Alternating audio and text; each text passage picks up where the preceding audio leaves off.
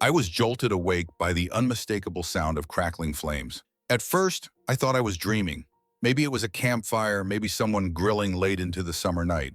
But the thick, bitter smoke is seeping through my bedroom window quickly shattered that illusion. A tight knot formed in my chest as I flung off the covers and rushed to the window. What I saw froze my blood. My motorcycle, my state-issued police bike, was engulfed in flames right there in my driveway. Fire curled around its frame, licking the pavement like something straight out of a nightmare. My instincts kicked in. I ran for the fire extinguisher, but even as I reached for the door, I knew it was pointless. The blaze was already roaring too high. The damage was done. Heat slammed into my face the moment I stepped outside, barefoot on the cool concrete. My heart thundered in my ears as I stared at the smoldering wreckage. And as the initial shock began to fade, something darker started to rise. Rage. That's when I heard it. Laughter. I turned toward the house across the street. A small group stood in the shadows of a manicured lawn, wine glasses in hand, clinking them together like they were toasting to some victory. My jaw tightened as realization hit. It was the HOA board, and there, standing smugly at the front, was Mrs. Pennington, president of the association and self-appointed queen of the cul-de-sac. She leaned in to whisper something to the others, then shot me a grin so smug I could practically hear it. "Next time, follow the rules, Mr. Dawson," she called out, her voice dripping with smug satisfaction. For a second, I stood rooted, not from fear or disbelief, but because I was trying to comprehend the sheer madness of what I was witnessing. I'd dealt with criminals. I'd chased down reckless drivers. I'd faced down back alley lunatics in the dead of night. But never, not once, had I seen suburban busybodies commit felony arson over a parking dispute. 2 days earlier, these same people had shown up at my door with what they called a welcome packet. It was less of a friendly gesture and more of a thinly veiled threat. The homeowners association, what I'd come to think of as the neighborhood mafia, made it clear that membership was strongly encouraged. They spoke in that rehearsed, overly sweet tone that made my skin crawl. They wanted control over my home, my yard, even where I parked my own damn bike. I had politely declined. And then the fines started. First, a notice about my grass being half an inch too long. Then a citation claiming my police motorcycle was non-compliant and needed to be hidden from view. A $500 fine. I had laughed out loud at that one and tossed it in the trash where it belonged. I wasn't part of their ridiculous little club. They had no authority over me. Apparently, they didn't like that answer. The fire department arrived within minutes. Soon, my driveway was flooded with flashing lights, smoke, and shouting firefighters. The air reeked of burned rubber and scorched steel. I stood there, arms crossed, watching in silence as my bike, the one I had ridden through countless chases and emergencies, was reduced to a melted skeleton of blackened metal. One of the firefighters, a guy I knew from around town, walked over and let out a long, low whistle. "Damn, Jack, what the hell happened?" I let out a breath, rubbing the back of my neck. "HOA happened." His eyebrows shot up. "You're serious?" I didn't reply. No, I didn't need to. My clenched jaw said everything. I knew exactly who had done it. The security cameras mounted around my property had caught every second, every move, every spark, every crime. Hours later, once the fire was out and nothing remained but a twisted heap of charred metal, I sat in my living room, eyes glued to the footage. My fingers tapped rhythmically on the table as the grainy black and white video played. There they were, the entire damn HOA board. They had snuck onto my property like a bunch of cartoon villains in the dead of night. One of them, a balding man in a sweater vest, poured gasoline over my bike with the carelessness of a madman. A woman I immediately recognized, Mrs. Pennington's loyal sidekick, struck the match. My eye twitched. There it was, undeniable, high-definition proof. They'd committed arson. Not just on any vehicle, but on a state-owned and law enforcement motorcycle. A felony. A major one. And the best part? They had no idea who they were messing with. Sure, they knew I was a cop, but they probably thought I was just some beat cop with a short fuse and a badge. What they didn't know was that I'm a state trooper, with jurisdiction far beyond their manicured lawns and HOA handbooks. They had just committed a federal crime against someone who could and would bring their entire operation crashing down. I leaned back in my chair as a slow, satisfied smile crept across my face. They were screwed. The next morning, as the sky melted from orange to blue, I stood on my porch, arms folded, watching the HOA board gather near the community garden for their usual gossip ritual. Mrs. Pennington, still dressed like she was running for office, caught my eye and smirked. "Such a shame about your motorcycle," she called out, her voice dripping with phony pity. "Maybe next time you'll reconsider our community guidelines." I gave her a slow, predatory smile. "Oh, I definitely will," I said, my tone light, almost playful. "In fact, I'd love to discuss it with all of you, maybe down at the station." She blinked. "The station?" I pulled out my badge and flipped it open just enough to catch the light. Her expression shattered. The smirk vanished. Her face went pale so fast I thought she might faint right there on the sidewalk. The other board members shuffled nervously behind her, all bravado drained from their bodies like air from a pop balloon. "Yeah, we see, and," I said, watching her throat bob as she swallowed. "Since you and your little crew committed felony arson on state property, I figure it's time we had a real chat. Maybe with some of my colleagues, the ones who deal with felony arrests." Mrs. Pennington stumbled back a step, then another. The rest of the HOA looked like deer caught in a spotlight. I let out a low, amused chuckle. "See you soon, folks." With that, I turned and walked back inside, leaving them to stew in their dread. Oh, this was going to be fun, and it didn't take long to see the fear set in. Later that morning, I watched from my porch as the HOA members clustered together outside Mrs. Pennington's home, whispering frantically. They looked like terrified conspirators, waiting for the sky to fall. Some kept casting nervous glances toward my house, their faces tight with panic and confusion. I sipped my coffee and enjoyed the show. The same smug neighbors who had laughed while my motorcycle burned now looked like trapped rats on a sinking ship. And the delicious irony? They still didn't realize just how deep they were in. I had spent the entire night glued to my laptop, replaying the footage over and over, backing it up in multiple places, and planning my next move. This wasn't just about payback, though I won't lie, that part felt damn good. No, this was about justice. It was about making sure these self-important, power-drunk neighborhood tyrants finally learned that their little fiefdom didn't place them above the law. For too long, they had ruled like a suburban mafia, bullying residents, handing out absurd fines, enforcing rules no one agreed to. They thought no one would challenge them. Well, they picked the wrong guy. By late morning, I got the call. Officer Martinez, an old buddy from the station, had seen the footage. His reaction? Priceless. He laughed so hard I thought he might drop the phone. Wait, you're telling me a bunch of retirees and wine moms committed first-degree arson on a state trooper's bike?" he wheezed. "Oh, this is gonna be good." He said he'd take care of the paperwork. I told him to make it neat. I had somewhere to be. The HOA board meeting was set for noon. I wasn't about to miss it.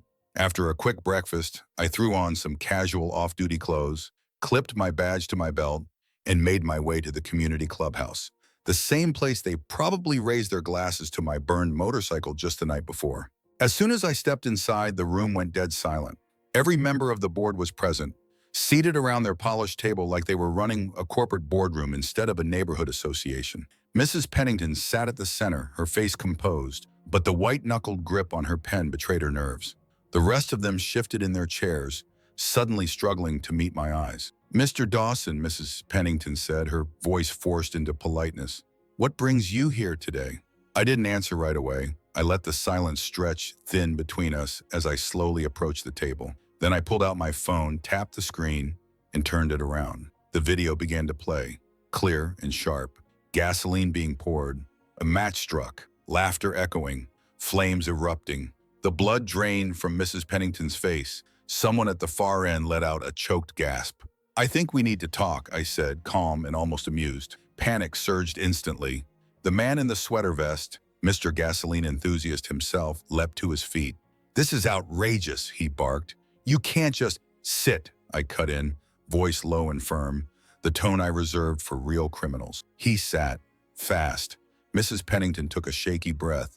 "Mr. Dawson, I'm sure there's some reasonable explanation for all this." "Oh, I'm sure there is," I replied, folding my arms. "I'd love to hear why a group of homeowners thought it was appropriate to commit felony arson over a parking dispute." No one spoke. The silence was thick enough to cut with a knife. "Here's what's going to happen," I continued. "In about an hour, uniformed officers will be arriving at your homes with arrest warrants. Because unlike you, I don't invent rules just to harass people. I enforce actual laws. And in case it wasn't obvious, torching a police vehicle is a serious crime." I paused for effect. So congrats, you've officially turned your little HOA into a criminal enterprise. The mood in the room shattered. One woman clutched her pearls like she was about to collapse. A man next to her looked like he'd run 10 miles, drenched in sweat, eyes darting to the exits. But Mrs. Pennington still tried to maintain control. "This is ridiculous," she said, though her voice lacked its usual iron. "This is clearly at all a misunderstanding." I gave her a tight smirk. "Oh, right, a misunderstanding. You just accidentally doused my bike in gasoline. Then someone accidentally struck a match, and all of you accidentally stood there, celebrating while it burned." She licked her lips, grasping for an excuse. "You're blowing this way out of proportion." I leaned in just enough for her to feel my breath on the air, lowering my voice to a quiet threat wrapped in silk. "Here's an idea," I said. "Why don't you give my captain a call and explain to him why you thought torching a state-issued motorcycle was a reasonable solution to a parking dispute? Who knows? Maybe he'll be sympathetic, or maybe he'll push for the maximum sentence." Her composure finally cracked. Her eyes darted around the room, searching for someone, anyone, to back her up. But the support wasn't there. Her allies sat squirming, suddenly aware of just how deep into this mess she had dragged them. And then the doors opened. Two uniformed officers stepped inside with Martinez in the lead, grinning like it was Christmas morning. "Good afternoon, folks," he said brightly, holding up a folder. "I've got some paperwork here with your names on it." Chaos erupted. A few of them shot to their feet, voices rising in protest. But the protest died quickly at the sight of handcuffs being unlatched. The woman who'd clutched her pearls earlier didn't just panic, she fainted, collapsing into her chair like a collapsing tent. One man bolted for the door, only to be intercepted with professional precision. It was a full-on meltdown. Mrs. Pennington launched out of her seat, her face burning with rage. "This is harassment," she shrieked. "We are respectable members of this community. You can't do this." Martinez raised an eyebrow, still smiling. "Ma'am, you burned a police officer's motorcycle. Not only can we do this, we absolutely are." One by one, the HOA board was cuffed and escorted out. Some sobbed, others pleaded, a few shouted. None of it mattered. Now they were just criminals. Martinez clapped a hand on my shoulder, chuckling. "I've seen a lot of dumb crooks in my time," he said. "But this might be a new record." I laughed, really laughed, for the first time in days. "Yeah," I replied, watching as Mrs. Pennington was shoved into the back of a cruiser, still shrieking about fairness. "It really does." As the last squad car rolled away, I inhaled deeply, breathing in the sweetest air I'd felt in years. The air of freedom. The neighborhood had never been so peaceful. Without the HOA lurking behind every hedge and mailbox, people actually started living again. Lawns were mowed without fear of tape measures. Cars stayed parked in driveways without receiving threats. Most importantly, no one was lighting government property on fire. The ridiculous reign of the HOA was over, and not a moment too soon. The trial that followed was nothing short of legendary. Word had spread fast. Everyone in town knew what had happened. So when the hearing date arrived, the courtroom was packed. I had to suppress a laugh when Mrs. Pennington marched in wearing her finest pearls, looking like she was heading to a charity ball instead of a criminal trial. She still carried herself with that same smug aura, as if she honestly believed the judge would thank her for maintaining neighborhood standards. Her fellow board members, though, they looked like shadows of themselves, aged, pale-skinned, and visibly shaken. The prosecution didn't hold back. They played the footage in full, on a screen large enough for the entire courtroom to see. The gasoline, the match, the laughter, the inferno. Gasps echoed through the room. Even the judge had to pause, adjusting his glasses, shaking his head in disbelief. Mrs. Pennington tried to spin the story. She claimed it was all a tragic misunderstanding, that they were simply trying to uphold community values, that I had refused to cooperate, and they'd been forced to take action. When the sympathy act didn't land, she tried a new approach, playing the victim. She claimed I had intimidated them, that they'd only acted out of fear, that the fire had been an accident. The judge didn't even blink. "You want me to believe," he said, rubbing his temples, "that 6 grown adults accidentally doused a police motorcycle in gasoline, accidentally lit a match, and accidentally stood around giggling while it went up in flames." Mrs. Pennington stumbled over her prepared lines, but they crumbled in her mouth. The judge didn't wait for her to recover. He turned to the jury, who barely needed time to think. The verdict came quickly. Guilty. Every single one of them. Sentencing day? Even better. Some got slapped with fines and community service. A few got probation, but the core conspirators, Mrs. Pennington included, were sentenced to actual jail time. She had been so confident she could talk her way out of it. But when the cuffs clicked around her wrists, that illusion shattered. The self-proclaimed queen of the neighborhood was now just another inmate being let out of court. The fallout was swift. The HOA collapsed practically overnight. With most of the board either behind bars or too humiliated to show their faces, there was no one left to keep it afloat. The neighborhood held a vote, and within days, the HOA was officially disbanded. People celebrated like they'd won the lottery. Someone even set off fireworks in their backyard, something that would have earned a fine just a week earlier. And the best part? The money that had once gone to policing mailbox size and measuring grass height was about to be used for something real. We decided to turn the old HOA office into a community space, a park where people could actually enjoy their own land without being harassed about fence height or flower bed design. I made sure to personally oversee the demolition of that miserable little building. Watching it come down was one of the most satisfying moments of my life. Gone were the piles of paperwork, the smug newsletters, the passive-aggressive enforcement of nonsense rules. In their place, picnic tables, a grill station, and a massive sign that read HOA Free Zone. Yeah, that felt right. The first neighborhood barbecue was a full-blown hit. People who hadn't spoken in years were laughing together, eating ribs, and swapping HOA horror stories. Even a few of the officers who'd helped with the arrests came by, Martinez included. He took one look at the banner hanging over the grill and cracked up. "You really named this the anti-HOA cookout?" he said, grabbing a plate. "Damn right I did," I replied, flipping a burger. "Gotta make sure no one forgets what went down here." As the food sizzled and the sun dipped lower, people shared tales of absurd fines and HOA power trips. One guy said he'd been fined for having an incorrectly shaped flower bed.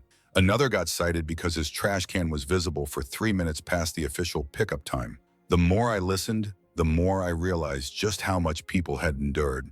But now they were free. As the sky turned gold, I sat back and watched the neighborhood come alive in a way I'd never seen before.